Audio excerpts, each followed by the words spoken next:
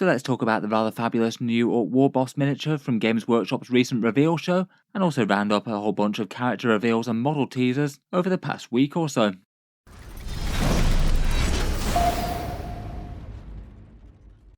Hello and welcome back to Warspecs Tactics, where today I thought I'd talk about Games Workshop's Black Library preview show, which quite commonly seems to drop with a Warhammer 40k miniature from lore being realised in full plastic miniature form, and it seems that this time it's the turn of Boss Ufthak Blackhawk, with a miniature that I think is going to go down very, very well with Orc collectors indeed. Besides that, I thought I might just mention the 40k titles for the Black Library reveal show, and then go through a whole bunch of other minor character releases and teasers that have been happening over the last week or so, a couple of interesting heresy miniatures that could easily find their home in 40k, a fun squat with a mining laser for Necromunda, and also do a quick roundup of Games Workshop's Advent Engine teasers, which a few of them look like they at least have the potential to be for 40k as well. Starting off today though, I feel like the headline act is definitely Boss Ufthak Blackhawk of the Bad Moons, a big dangerous and hulking great brute of a warboss, armed with his rather mighty and brutal looking snaz hammer, plus a rather techie looking blaster perched on top of his squig princess.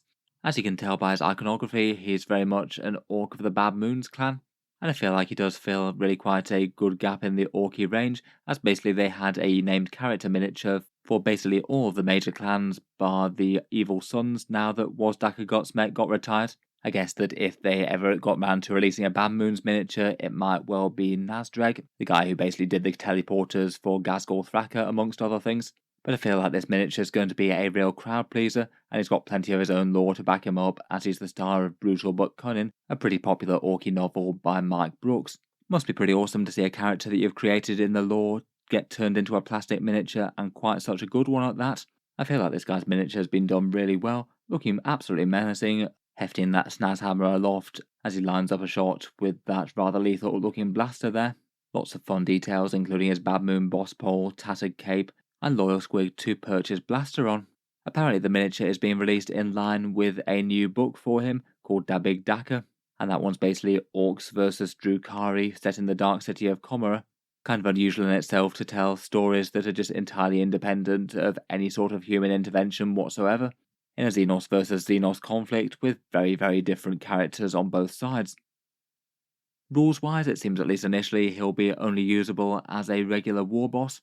It seems that that's Games Workshop's main intention for things like matched and tournament play. And I guess at least rules-wise that really isn't the worst at the moment. Warbosses are one of the more efficient orky units for their points, just massively fighty for their cost, and very good to lead knobs or boys into battle. Beyond this though, apparently he'll be followed up with a Legends datasheet for him, so at least at time of release it doesn't sound like he's going to be immediately folded into the main Orc Codex or anything like that, and it's more going to be a full and fluffy datasheet to represent his rules on the battlefield, without actually adding another datasheet into the core book. I feel like Legends rules might be a disappointment to some people, though obviously absolutely nothing to stop you using them in casual games. I'm sure loads of people will.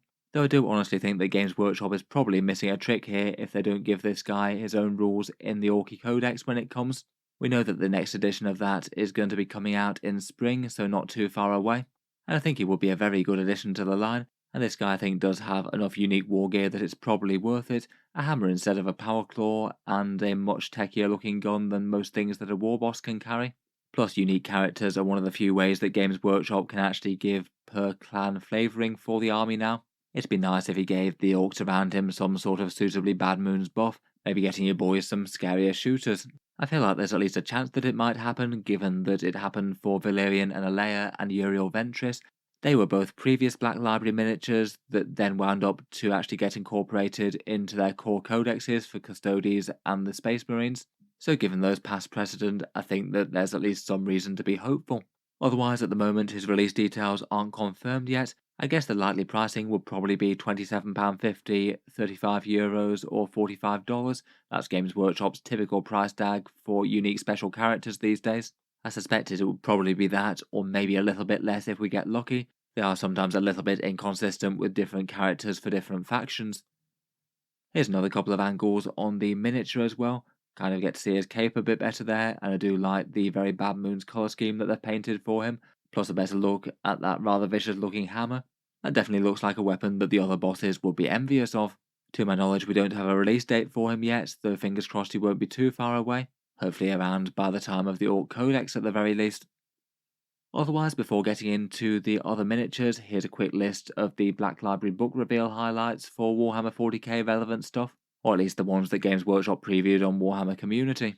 Rattling through these quickly, there's one called More Than Vile Spear of Faith by Jude Reed. She's defending the Shrine World of Ophelia 7 against a Chaos Warlord.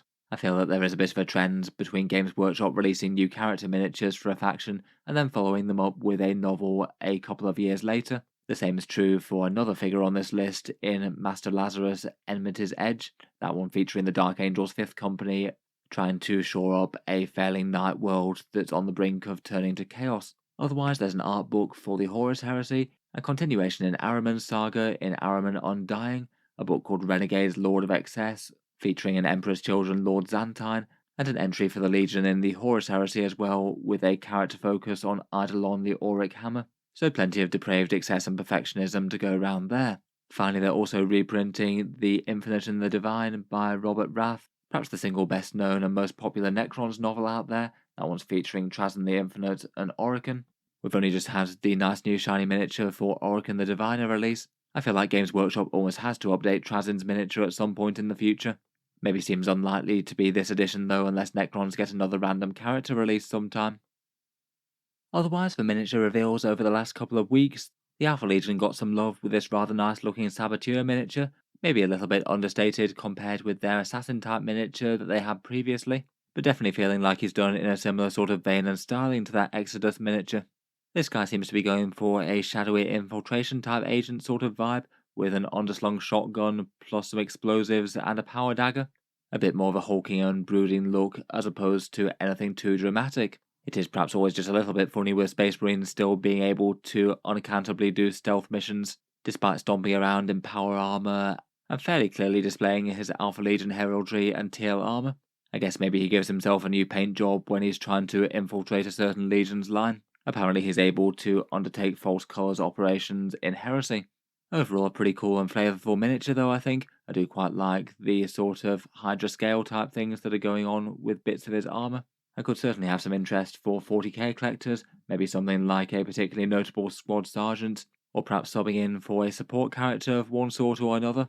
Lots of potential for adapting cool new miniatures to a 40k lineup. He will be a resin miniature, so a Forge World style one, which I guess will be a turn off to quite a few, and that does usually mean that they're quite expensive as well. I'd guess that he's probably going to be in line with the other console type miniatures at £27, €35 or $45, though it's not impossible they could price him more. Sticking with the Age of Darkness / Chaos Space Marine proxies at the moment, we have the Dark Emissary. These ones feel like they're sort of somewhat trying to take on the Chaplain style rule for the Traitor Legions, and very much keeping them true to the cause. Apparently these guys were seeded throughout heretic forces to try and keep them loyal to the War Master, weed out dissent, and act as executioner should their commanders prove less than loyal. I'm sure they'll be very popular with the formations that they were joining. Overall I think he's a fairly simple but well executed miniature, and I have Horus emblazoned on his chest and on his shoulder pad, and for 40k purposes perhaps might be best suited as either a Dark Apostle or a Sorcerer type stand-in. Again, I predict the price being similar to the previous one, and again he's a resin miniature, so might be a bit harder to work with than some. Otherwise, I found their squat release for Necromunda a fairly interesting one, and could be kind of relevant for Leagues of Votann players if they want more space dwarves to paint up. The aesthetics are slightly different, but I feel like this guy really isn't too far away from the core Votann range. He's an Ironhead squat prospector champion type guy, and kind of interesting that he's armed with mining laser type technology, really quite similar to what you might see on a Genestealer cult type force. It is kind of interesting when different aspects of Warhammer 40k tie together like that.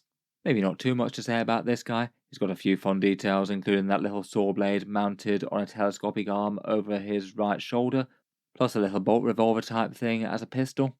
Maybe if you did desperately want to proxy him into a Leagues of Votann type force, could be a unit special weapon bearer, or maybe a Brockir Iron Master as a push, though I guess if you're using him as one of those, he wouldn't come with his little retinue entourage. Again, he's a Forge World resin miniature. They do seem to have been busy on the Forge World side of things the last week or so. Lastly, while Games Workshop have been keeping the 4 miniature reveals coming, They have been continuing to drop us these little rumour engine teasers via their advent engine type thing, not really giving us too much besides individual little pictures of parts of miniatures that usually tend to be released sometime within the next 6 months or so of them coming out. With these ones, they don't really give us any clear indication as to whether they're for Warhammer 40k, Age of Sigmar, or Necromunda, so pretty much interpreting just the images alone here. And in reality, they don't really tell us all that much, though perhaps a few of them do seem a little bit more specific than others. Out of these ones, the one that I found the single most interesting was the one on the top left, which was basically a minefield marker sign. That one seems pretty clearly to be either from 40k or maybe Necromunda at a push. Just from the appearance of it and the way that it's written, though, it seems most in line with Imperial Guard, unless they're pulling a bit of a confusing move on us and just showing us part of a miniature's base. It does feel like the sort of thing that might be on a particularly big or dramatic character base or similar. The sign reads Minefield on it, which is kind of interesting. I guess could also imply some sort of terrain or fortification type thing, or going completely speculation, could be something like a mine laying vehicle for the guard. Looks fun though, and I'll be interested to hear which miniature you think it comes from. Otherwise, for perhaps some of the more interesting ones out of the first 10 or so, on the top right it looks like that might be a servo skull dispensing some sort of bandage or other material. The first thing I thought for that might be that it looks like it could be a servo aid for some sort of Imperium medic, though I feel like that's perhaps a bit of a broad category out there, could really be applying to pretty much any of the factions. I guess we've got Sisters, Custodes, or Dark Angels there, so I suppose potential for one of those. There's then a skeleton with a hole in its head with something that looks like an unusual looking purity seal attached to it. Could be Age of Sigmar or 40k, but I guess if it's got purity seals on it, it would probably be something Imperium. And it looks like it could be a reliquary type thing on the back of a different miniature, maybe a character. Otherwise, there's something feathery. Games Workshop do like their pets and mascots for miniatures that they release these days. Not sure if this is the edge of a pirate parrot mascot or something else completely different. I guess it could potentially fit the bill for something like some reimagined Sanguinary Guard or similar for the Blood Angels, if we were hoping 40k for the maximum. Then there's a Book of Nurgle Poxes. I guess theoretically could be Death Guard or Demons, though I think that given the appearance of the rest of the miniature that we can see, it looks something a bit more mortal, so might be Age of Sigmar for that, or something peripheral to that setting like Underworlds or Warcry. And then finally there's the Edge of a Cape. Again, maybe some purity seals there, could even be the same sort of miniature as the skeleton one. Given the furring sort of effect, it could maybe be Space Wolves, though given that we don't have any sort of codex previewed for them yet, maybe it doesn't seem all that likely.